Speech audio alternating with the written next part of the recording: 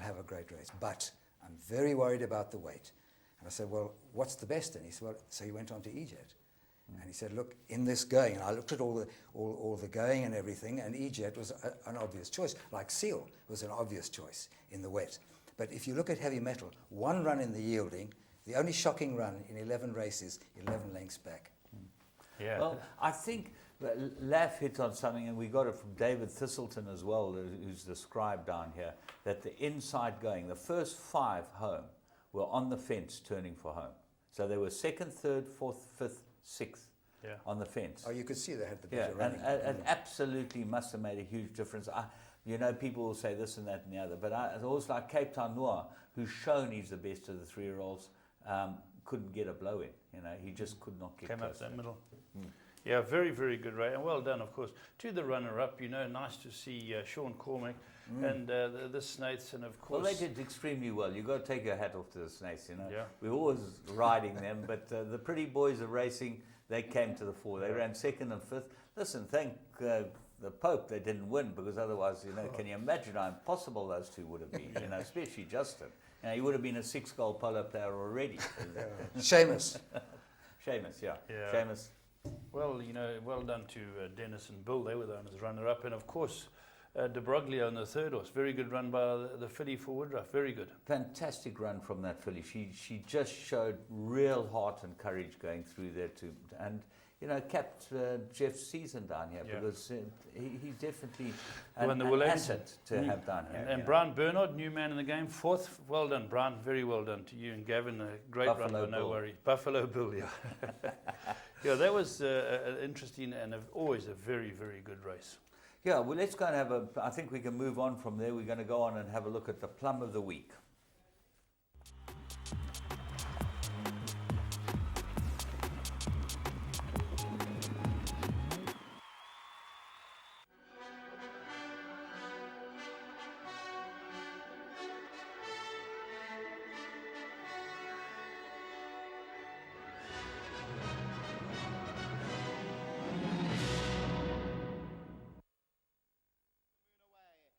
Back in the field is Tevez as they turn into the home stretch, and the leader now is Viking Euro, takes it up. Casual VAR, Regal Eagle down the inside. Desert Shake's trying to put in a claim. Kingston Boys running on, coming out of the 200. Desert Shake, Viking Euro, Regal Eagle over the last 100, and Kingston Boy tries to get into the race, though Desert Shake's finding more at Kingston Boy. Desert Shake and Kingston Boy. Desert Shake won it. Second place will go to Kingston Boy. Maybe Regal Eagle ran third.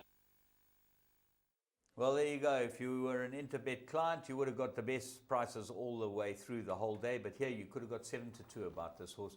Mike de Kock said it was one of his best on the day, and it won a very good race. Yeah, owned by some powerhouses, and if I'm not mistaken, another Trippy on the day. So very good day for Trippy. Yeah, very good day for Interbet clients too. You want to get open an account and get the best prices, that's where you go. We're going to go and have a look at current affairs.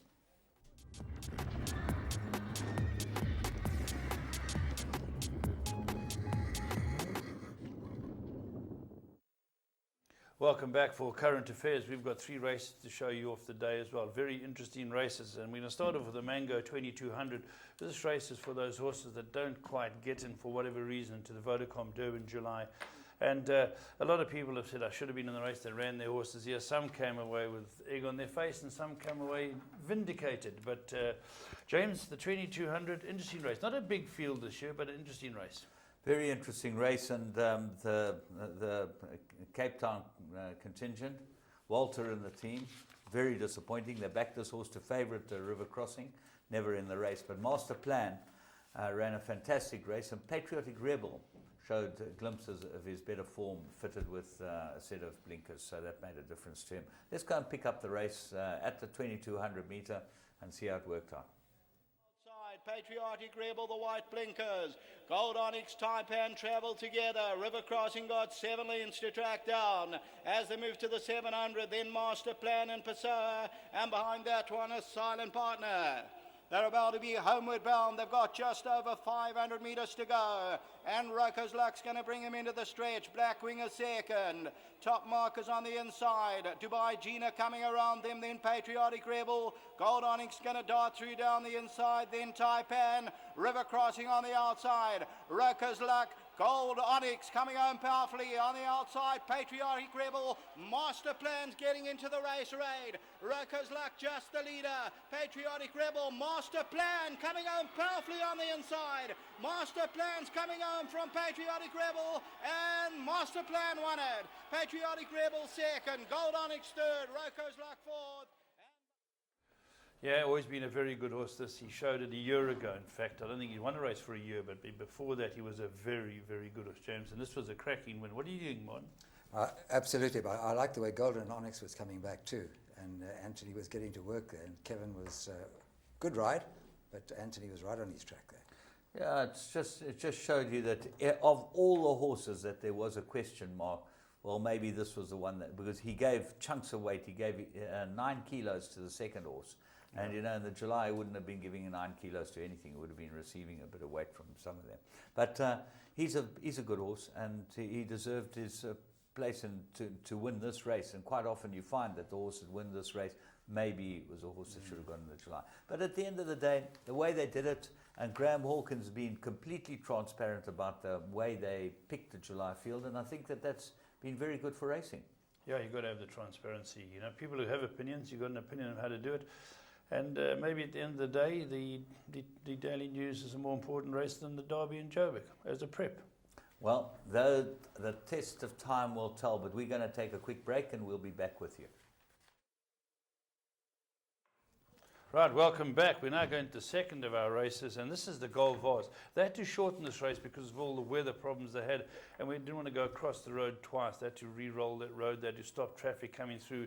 It affected attendances inside with the cars and that, and it turned out to be a very good race. And again, Sean Terry comes to the fore. Let's have a look at the race, and the three of us will discuss it. Face on the inside, then Blake Sage Throne. Behind that one, Sounds of Tigers, and Sunningdale continues to trail. Maasai Warrior continuing to lead it at the 700 metre marker. Canterbury Tale's going to be the first one to challenge, then Scoop the Pool, Jeppy's Reeve. Behind that, Beloved Betty Bowles. Eaton Mess on the outside, Putney Flyer, Sunningdale. Kolkata's got about 4 or 5 to go. Blake down the inside. Homeward bound, Jeppy's Reef moves in. Maasai Warrior, Canterbury Tale. Kolkata's a big runner on the inside. Putney Flyers coming home, Beloved Betty. Kolkata, though, coming home powerfully at the 200 metre marker. And it's Kolkata who hit the front. On the outside, Putney Flyer, but they're going to battle to beat this one. And Kolkata has got it won. Second will go to Night to Remember. Third position, close between Blake and Putney Flyer. Then Maasai Warrior and Balls. Yeah, there we go. A very good race. And Kolkata, who's got to be a leading light now for the Gold Cup, James. Son of Requiem stays very well. Yeah, and he was second in the Gold Cup 2 years ago. He's lost his way. But Blake ran a good race as well, Martin. Always very good for Kanama, super horse. But again, you guys were talking with Andrew about Pierce Stratum. You know, the way this guy rides, the balance that he's got and how he lets his horses settle. And he never, ever hits his horse. The horse is always the hands, always working it through. And it reminds you of maybe Jimmy Anderson, you guys might remember. Yeah, we sure do. Great hands, unbelievable hands. And Pierre, Andrew was saying, he's probably the best jockey in the world at the moment, the way he's riding, and I really believe that. He's absolutely amazing.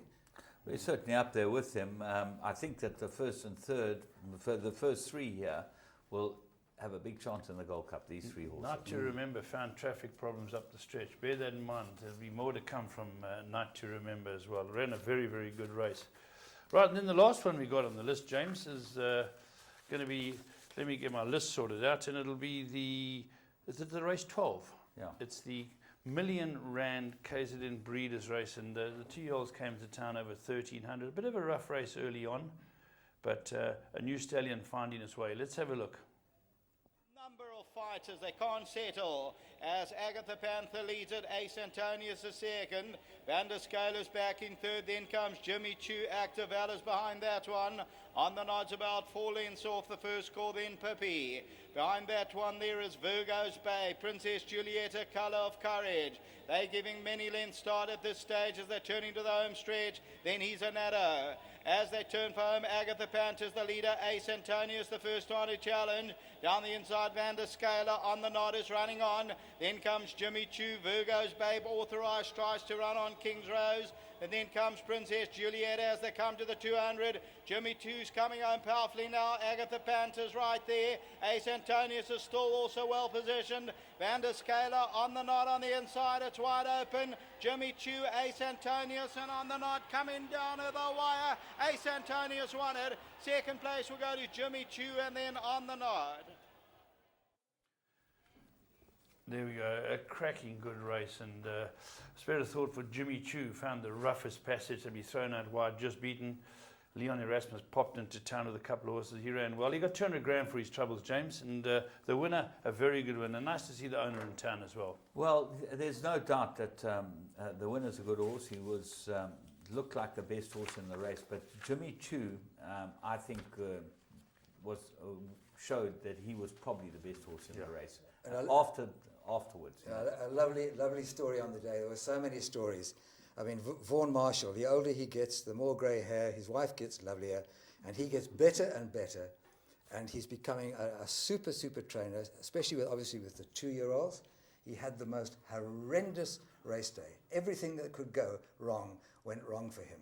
And so along comes a £1 million race at the end of the day, and Ace Antonius comes home. So from a really bad day, and I could see, because he had to, the lovely lady whose horse ran nowhere in the... Happy Valentine. In the big race.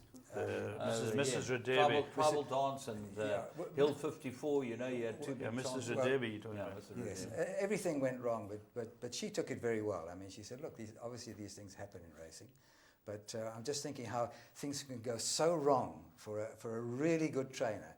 And he was obviously over the moon. A £1 million race, and it was a great thing for him. Well, it was a triumph for the KwaZulu-Natal breeders. They set up this race with the sale from last year's sale, and none of these horses cost a lot of money that ended up in the top 4 in this race, top 4 and 5.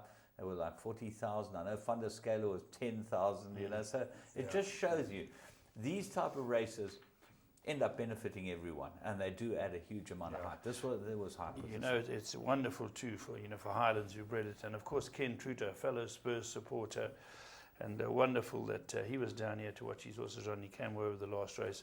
Well done to Vaughan as well. So Ken's been in and out between here and Australia quite a lot recently, but he's been around a long time. I think Glamour Boy was his first big horse, wasn't it? He still purchased him big at the sales, at the Cape sales. He was there, had his catalogue in there. He's still a massive player in the industry. Are you comfortable? I'm very comfortable, James. Okay. And I'm very pleased for him that he's managed to get a bit of his money back. What did he get? Over 600 grand for this. So well done to Ken. Deserves it. You know who we haven't talked about the whole day is Mike de Kock. You know, what international wrestler? Where's Mike de Kock? Yeah. You heard that wonderful story, but you know what? Quietly, you know, he was getting his places, and then suddenly one winner, then another winner, and then another winner. And I mean, he's just amazing. Three wins on the day without him looking as if, you know. I think you know, he's got other things on his mind. I chatted to him last night before he left to go to England. He's on his way there to get Shay Shay ready for the July Cup in 2 weeks' time. The feeling is, well, the 6 furlongs are a worry. My feeling is we'll win it. I think Shay Shay is the best sprinter around. I think so. So, you know, the travelling he does, you know, it's the first third of the year he's in Dubai, then he's back here, then he's in Johannesburg, then he's down here again, then he's going back to England. Oh, my goodness.